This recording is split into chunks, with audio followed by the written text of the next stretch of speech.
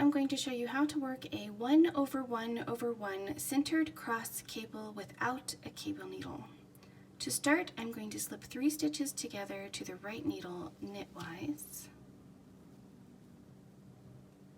Then I'm going to slip 1 stitch to the left needle through the front loop. So I'm going to insert my left needle from right to left into the front loop of that stitch and slip it. And then I'm going to slip the next 2 stitches together through the front loops. Next, I'm going to slip 2 stitches together to the right needle as if to purl through the back loop, so I'm going to insert my right needle from left to right into the back loops of these 2 stitches and slip them to the right needle. Then I'm going to slip them one at a time to the left needle through the back loop. So I'm going to insert my left needle from right to left into the back loop of the stitch and slip them one at a time. Now I'm ready to work the stitches.